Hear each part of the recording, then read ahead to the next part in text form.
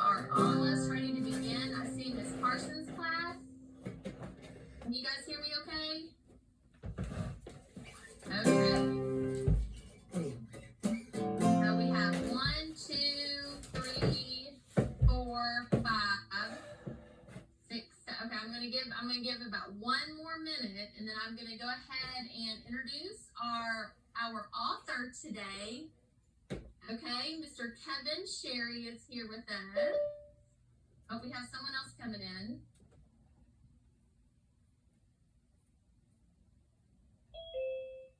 All right, we have Miss Toomey's class coming in now. Mute my screen, so give me just a second. Okay. Toomey's class, can you guys hear us okay? Okay. All right, we have Miss Williams coming in, and we have Miss Weiland's class coming in. All right.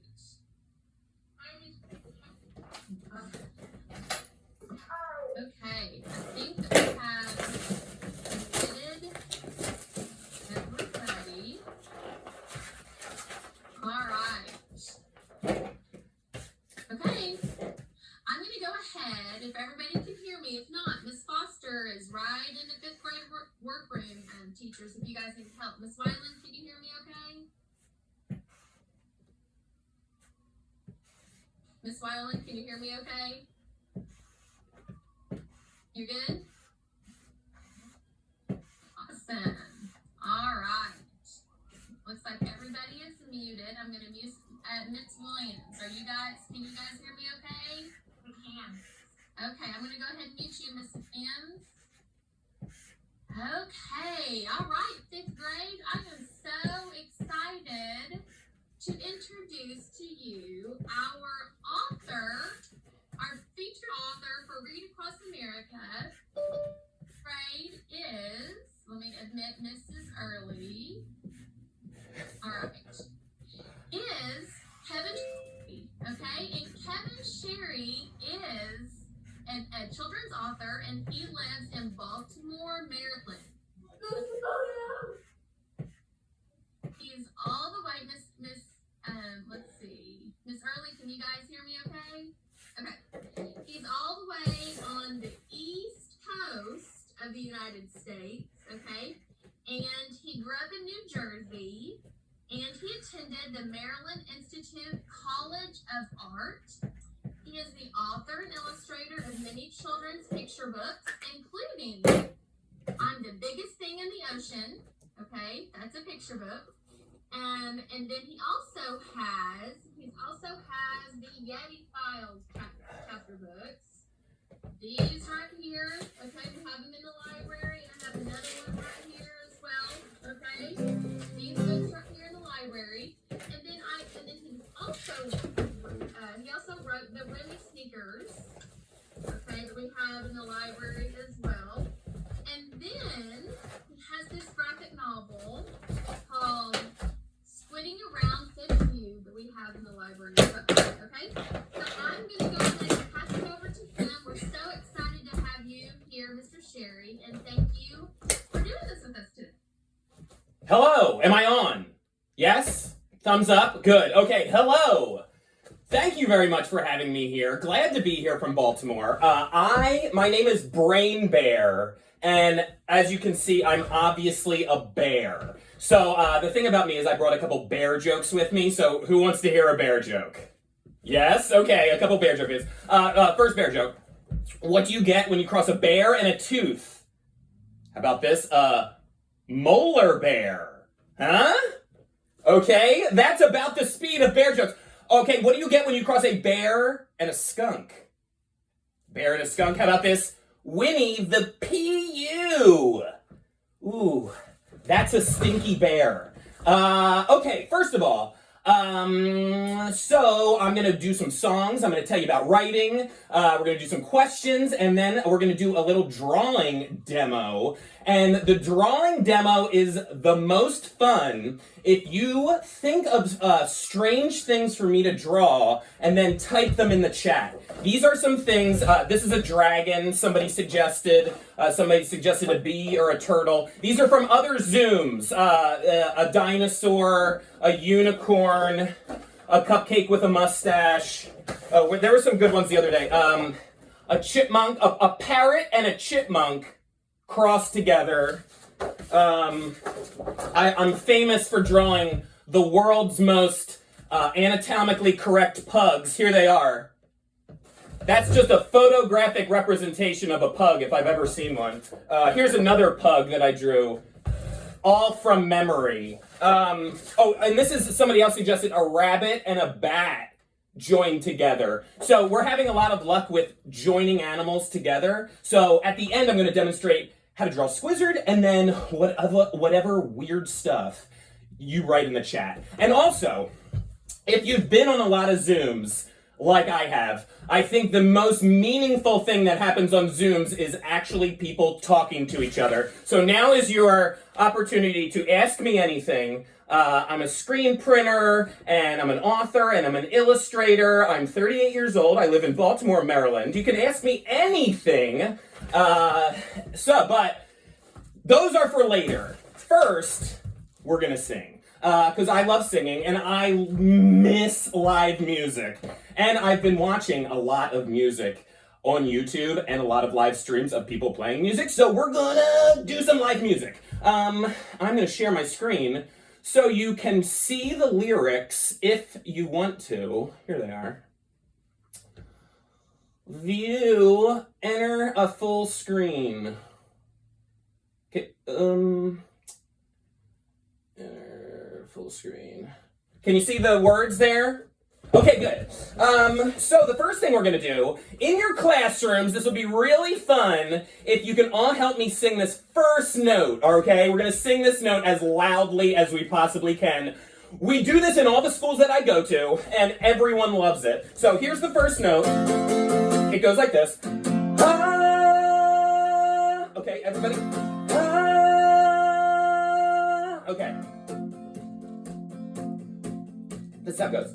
There is a mountain of snow up past the big glen. We have a castle enclosed. There is a fountain. Out of the fountain flows gold into a huge hand. That hand is held by a bear who had a sick band. There is a mountain of snow up past the big glen. We have a castle enclosed. There is a fountain. Out of the fountain flows gold into a huge hand. Is held by a bear who had a sick band of goats and cats and pigs and bats with brooms and bats and wings and rats that pay big dogs like queens and kings. Everyone plays drums and sings of big sharks, sharps, swords, bees, loaves, sweet cakes, mace, snakes, Ooh, okay. Thank you very much. Stop sharing. Great. Now I'm just back, right? It's just me back. Good. Okay. Oh yeah. Who wants to hear another bear joke? Luckily, everyone. Okay. What was the bear's favorite soda? What was the bear's favorite soda? How about this? Coca-Cola. Huh? Coca-Cola? Actually, I was on a Zoom and a student told me that a koala bear, even though they say bear, koala bear, a koala bear is not actually a bear at all. It's not actually a bear at all. It doesn't meet all the koalifications. Huh?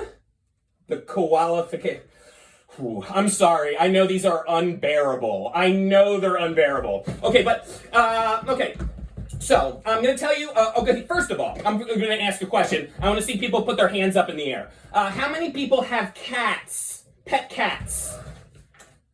I have 2 pet cats. I have 2 pet cats now, so I see the hands. Good, very good, thank you. How many people have dogs?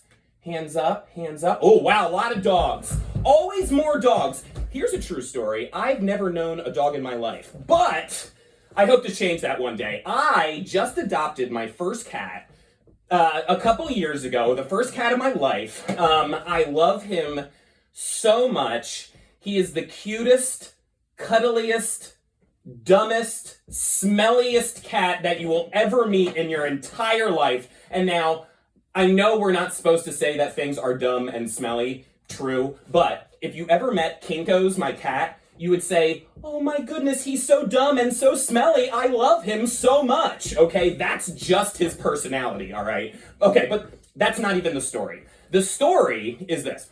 So, my mom comes over to my house, right? And she sees my cat, Kinko's, and she goes, look at her, the little girl cat. And I said, Mom, no. That's a boy cat. His name is Kinko's.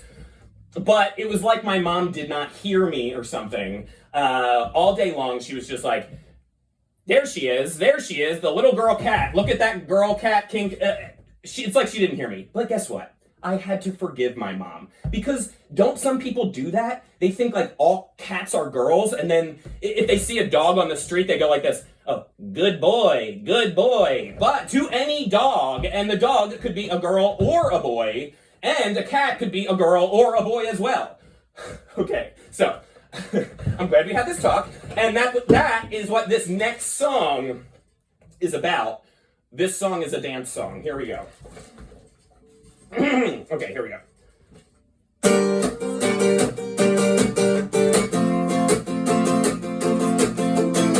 Look at a cat and you say, look at her. Look at a dog and you say, look at him. Why do we do this? Why do we do this? We are wrong to assume that cats are girls and dogs are boys. Cause cats are girls and cats are boys. And dogs are girls and dogs are boys. We shouldn't assume every cat is a girl, every dog is a boy.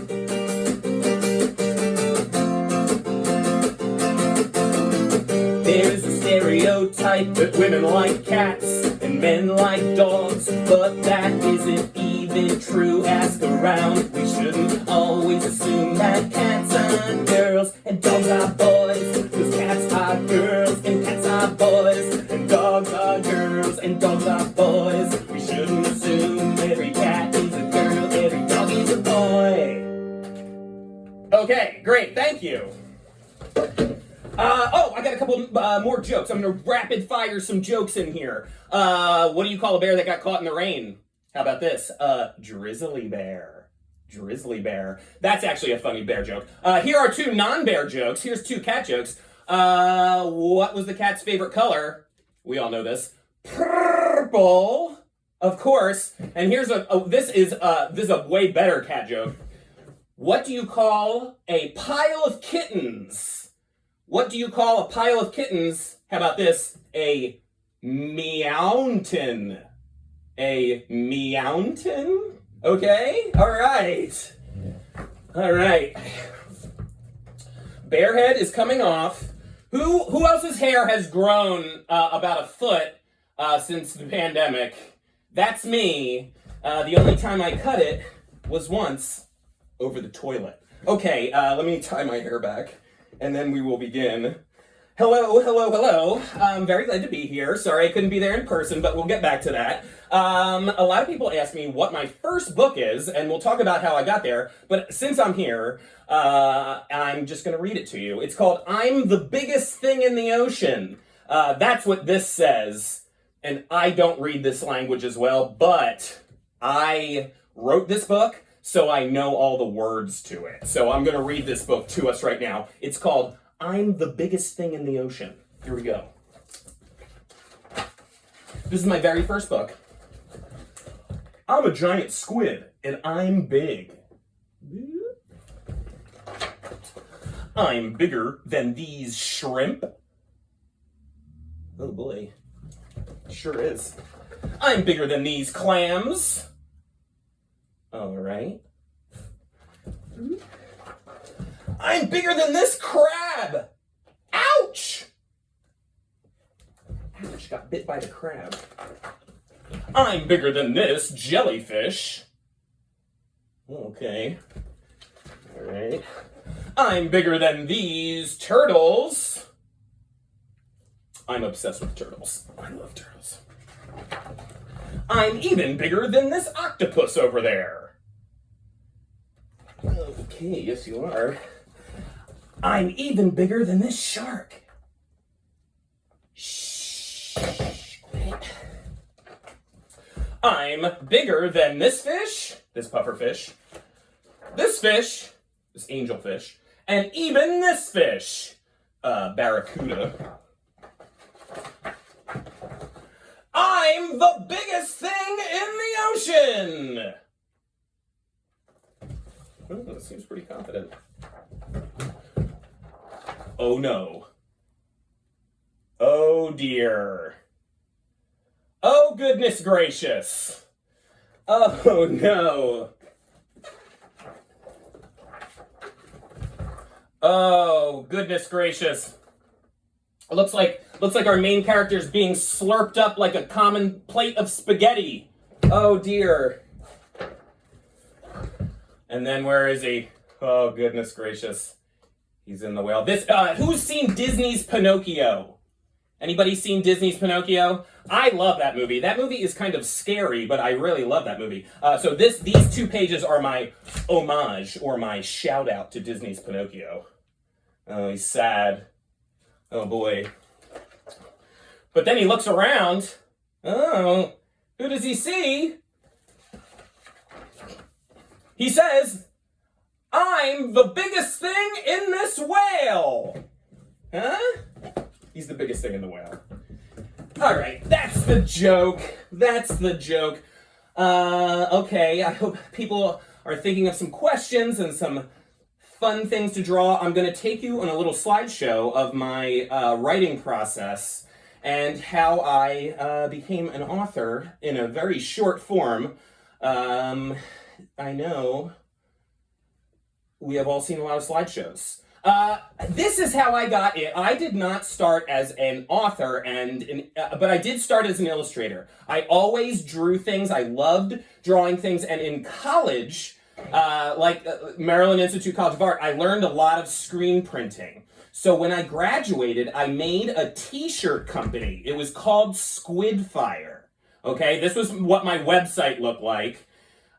Pretty professional. I didn't do it myself. I paid somebody to do that because I was good at screen printing, not at web design. And I made really kooky kind of squid designs and Yeti designs. The Yeti came from this t-shirt, this cryptozoology t-shirt that I made while I had a t-shirt company. I didn't start as a children's book illustrator. But I loved squids. I drew lots of squids. So, and every weekend I would go to different do-it-yourself craft festivals, and I would sell these at booths and at farmers markets and stuff like that. And when I did that in New York City, an editor discovered me, and then I was able to publish children's books. So Biggest Thing in the Ocean was my first book, and I did a bunch of books after that, the Yeti Files, a bunch of the Remy Sneakers books. And then I made my own role-playing game, okay? Who knows Dungeons and Dragons? Who's heard of Dungeons and Dragons? Just raise your hand, even if you've heard of it. Well, when I was a kid, I grew up in the 80s and the 90s, and Dungeons and Dragons had some very dark imagery in it, and I was not allowed to play Dungeons and Dragons. My parents would not allow me to play Dungeons and Dragons, and looking back, I understand. But when I grew up, I started playing Dungeons and Dragons, and it was the most fun game I have ever played. And it doesn't all have to be dark. So I wrote a book kind of demonstrating the lighter side of role-playing, where you can be a guardian, you can become a rogue or a wizard or a warrior, and you create your character by giving them personality. They could be a prankster, or they could be sneaky or sarcastic or hungry or lazy, or it could be any of these things, or a number of them. You give them some hobbies, and then you start to see what your character is like, and then you write it in this form here, this character sheet. You draw a picture of your character. This is my wife's character. It's a giant elephant woman who carries a warhammer. And some nights, because you know how long pandemic has been, we get very bored with Netflix. Sometimes we play Dungeons and Dragons 1-on-1, where I'm the dungeon master, and then Duja here, this druid elephant, goes through dungeons that I've prepared. It's really fun. But that is the book I did after Remy Sneakers. And when I got back to... where am I here? Then it was time to write Squidding Around. But I didn't know... but Scholastic said, the Yeti Files is set in the Himalayas, and no one really knows about that. Remy Sneakers is set in the sewers, and no one really knows about that either. So why don't you set this next book in a school?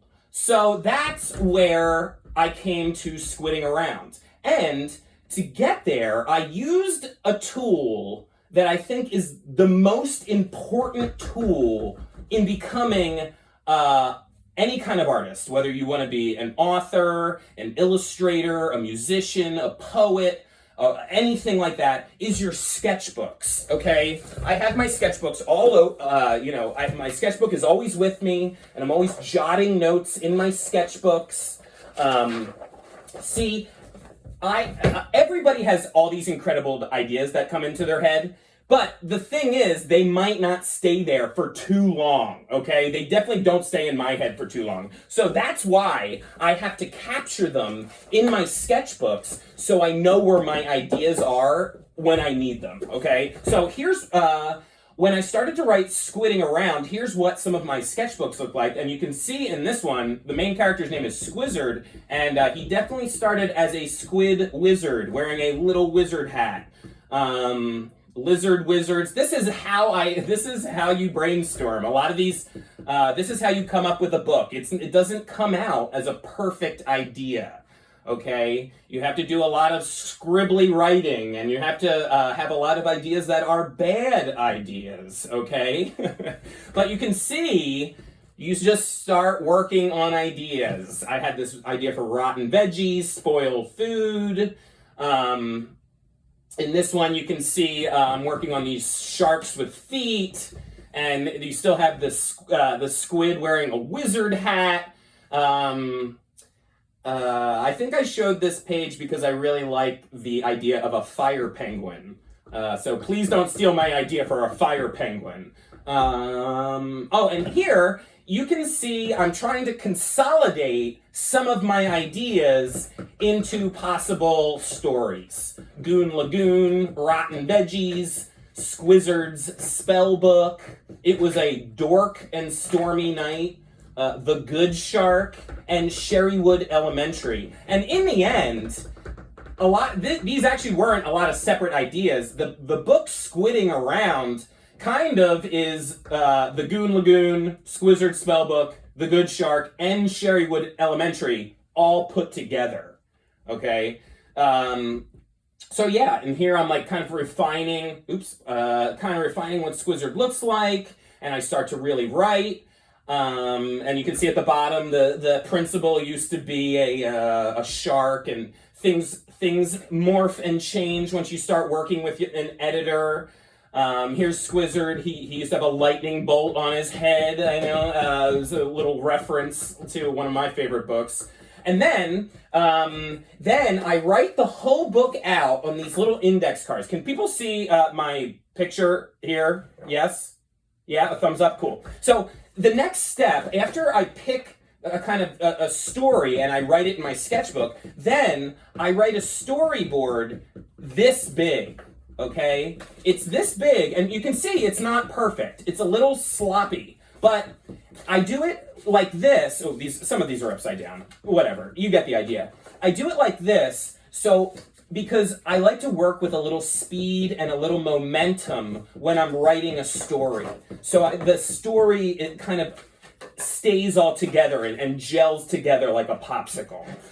So that's why I write that's why the first draft looks like this, and the storyboard is so small. After this, I write it even larger, and then that version I will make the final version. But this is, this on the screen is kind of what the first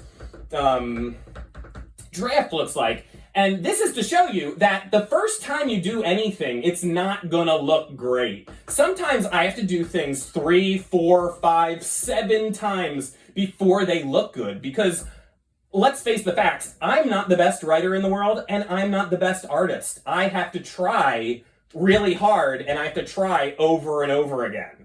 Okay? So, and another thing I did during this period is I went back and read my favorite books from this age, which were like Horrible Harry, Cam Jansen, Magic School Bus, Miss Nelson is Missing, to try to get, the flavor of some of my favorite books. And if we're talking about contemporary books, Squidding Around is basically like if some of the characters of Narwhal went to the school that Captain Underpants goes to. Okay, so that's how we got Squidding Around. That's how this book came together for me. And we're going to read a little segment of it, and then I'll show you how to draw Squizzard, and hopefully we'll answer some questions. Cool. Okay, so we're coming into the story when Squizzard, like always, is trying to get Toothy, the shark, into some sort of trouble or into some sort of scheme. Okay, so let me take a sip of this tea. That's good. Okay, here we go.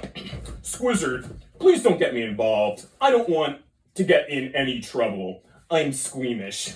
Okay, I hear what you're saying, but I'll be in big trouble if I don't do a report. You have to stall for me. Just don't stop talking. Gotta go. Bye. And don't tell anyone. Toothy, why don't you start us off? I want to see clear, concise presentations. This is a conch shell. It's shaped like a spiral.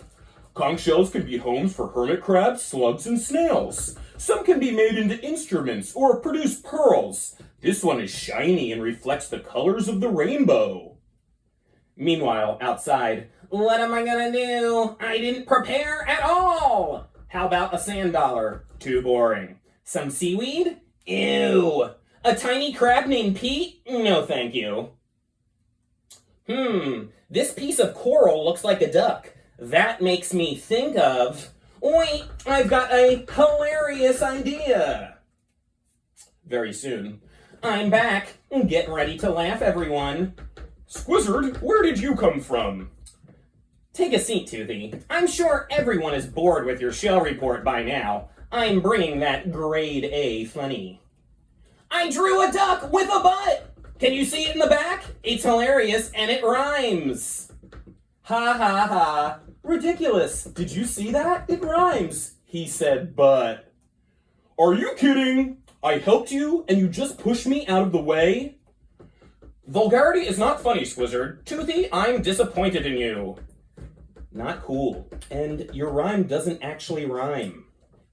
You never listen to me. All that matters to you is you. Well, that's not true. Come on, dude. You called my report boring. You used to like shells. And I used to like you, but now I don't. We are not friends anymore. Oh no. The drama of Squidding Around. Okay, so I realized that Squizzard, in all the, there's going to be 3 Squidding Around books. Squizzard is really an example of someone who just gives in to whatever is their first idea. And in these books, there's actual concrete steps to teach everybody how to kind of be better friends and come back from a disaster like this. Okay, so that is the book that I have out that I just wrote. I'm writing 2 more. The next one is done. It's called Class Clownfish. And then the third one, which I'm finishing right now, is called Prank You Very Much. And it contains 30 pranks. Stop share. Which I think is a lot of pranks to include in a book. So, if we would, could we do a question portion of this? Yes. Cool. Yes, absolutely. So, what I have told the teachers to do is if someone has a question in their classroom, they're just going to put it in the chat box.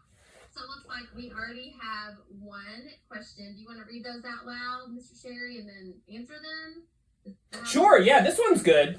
Is your costume related to a book? No, the costume is not related to a book. I made a big lifelike bear head for a Halloween costume one year, and then that morphed into a blue bear, and then it morphed into a foam blue bear.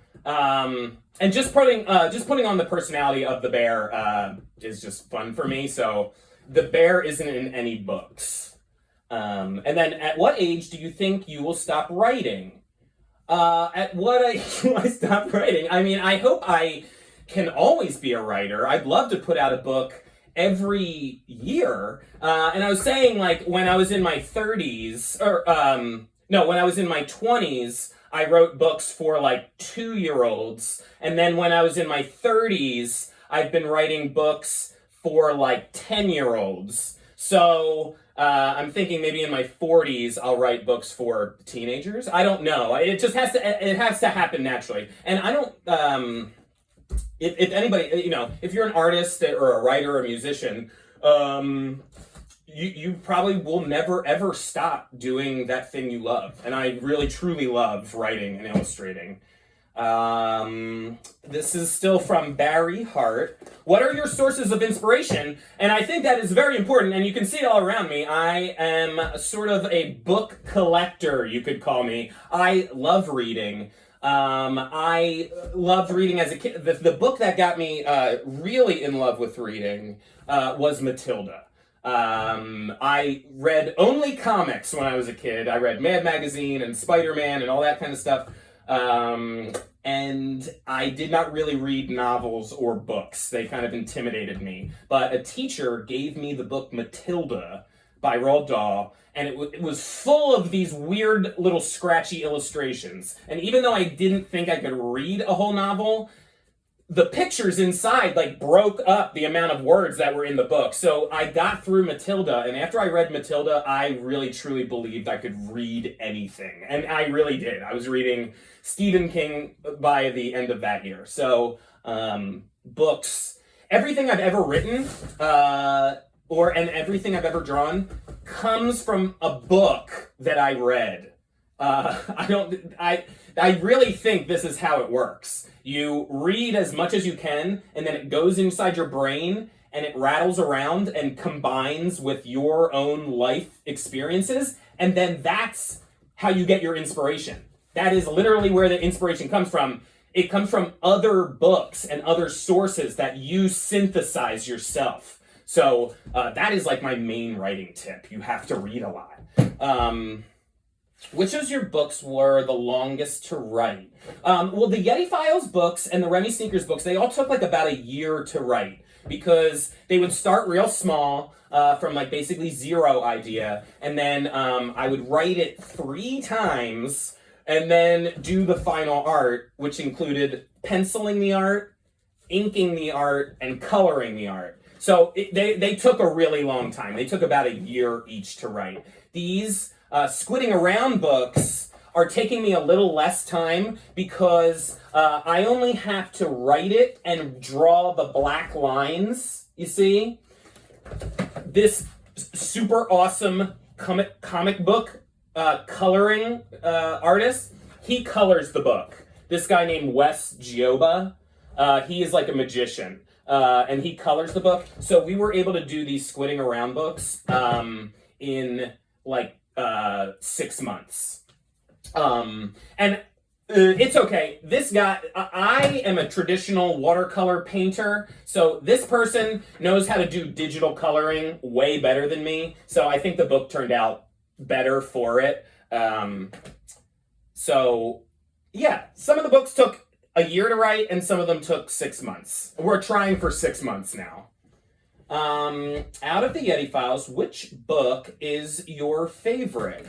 I really love all the books because I get to put in all kind of schemes to every book, like the Rings of Alicornia, the game that the unicorns play, and in this book, I got to put in this book might be my favorite Yeti Files book because I got to put in this game called Image Scrimmage, which is basically like Battle Pictionary, but they let me write it. It's this game of one-upsmanship where what's this? The chameleon eats the scorpion, but then a pterodactyl eats the chameleon, but then a T-Rex eats the pterodactyl, but then the Ultratron 40,000 defeats the T-Rex. You see how it like gears up? So I'm really glad they let me put that in. And this part where I included this part where the leprechaun can summon a rainbow and then take apart the colors and then plug them back into each other, like hijacking a rainbow to time travel. And I think that's one of my favorite parts too. So that was Monsters on the Run. Why do I write books? That is a deep philosophical question. I think so. There's something left of me after I'm gone, a legacy. That's the deep answer. Did you get the Fire Penguin from Club Penguin? It's a game. I didn't. I've never played Club Penguin. Games I have played during this pandemic are Animal Crossing. Our island's name is Felicia, but my wife mainly tends to the island. But my house is cool. We beat Breath of the Wild, which was thrilling and very aggravating. And now I'm playing Witcher 3 because it was recommended to me so many times. And it's really tight. But I don't know if I can recommend that to you. Don't do that one. A warning. If I wanted to become an author-writer when I grew up, where would I start? Great question. If you wanted to become an author or a writer, first you start with the sketchbooks, okay? You gotta fill sketchbooks. I have like maybe 4 sketchbooks from every year of my life. I can't stop filling sketchbooks. And there are ideas in here that I have yet to use that I will use in the future, and there are some ideas that I'll never ever use, but it's really good to have all that stuff. But then the second tip is, and this includes any artist or writer or musician or anything like that, when you are young and you're a musician or a writer or a artist, no one is going to want to pay you for your art, okay? Like, no big company is going to give you a lot of money to do what you do. Me, personally, I worked as a line cook in kitchens, small businesses, for 14 years. I cooked cheesesteaks and pizzas and risotto. I did that for 14 years because a lot of the times art does not pay the bills, and people are not willing to publish you.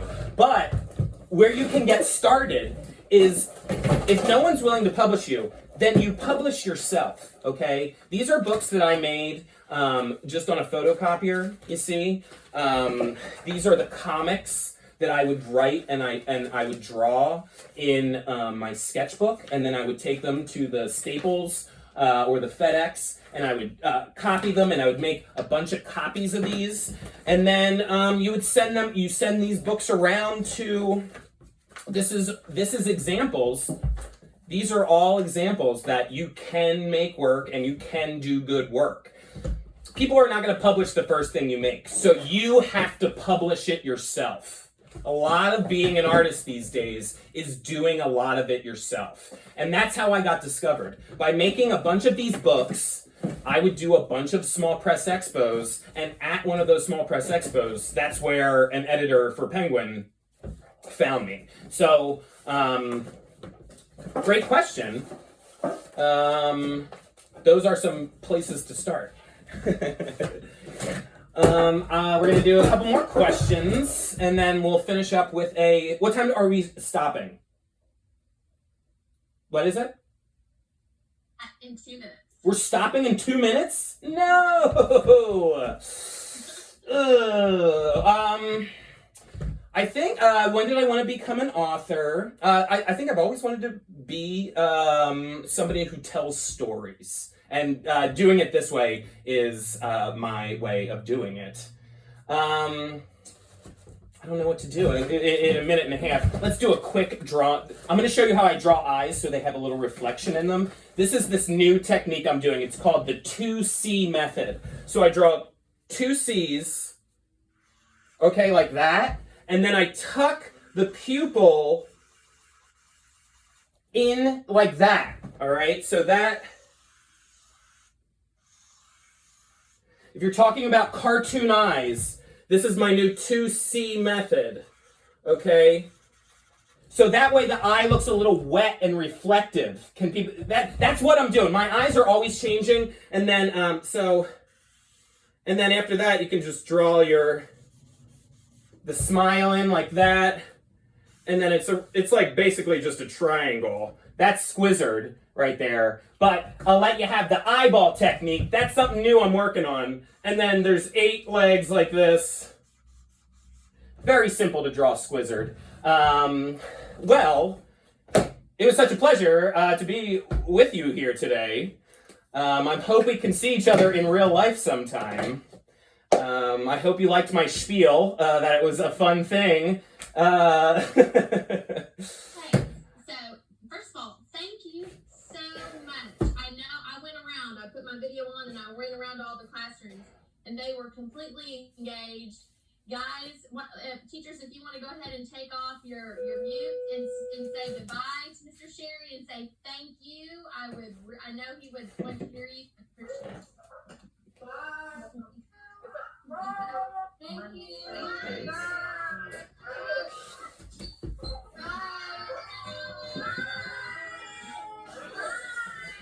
Thanks.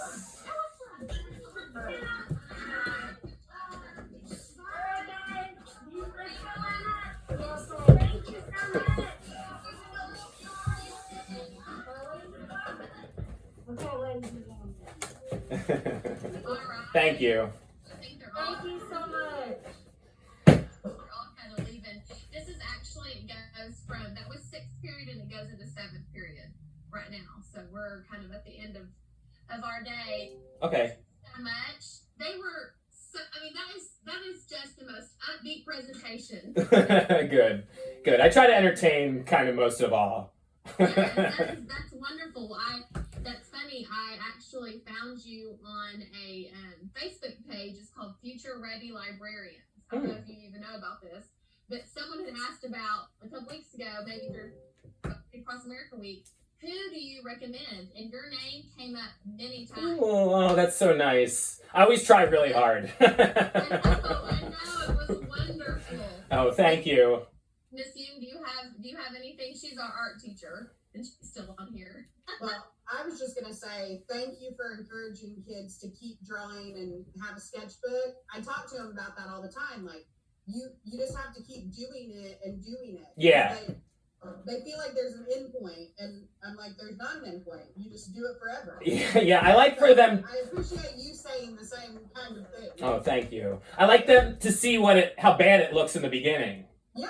Yeah, it's important. It's important. Big artists do bad stuff. Yeah. Thank you so much. That was really fun. Thank you. Thanks. Mhm. All I just want right. to say thank you also. My kids were screaming, no, when you said we only had 2 minutes. I couldn't believe it either. I get on a roll. They were all just like, what? No, can we not just keep watching? So anyway, but thank you. Cool. Well, thanks a lot. I appreciate it. And Okay.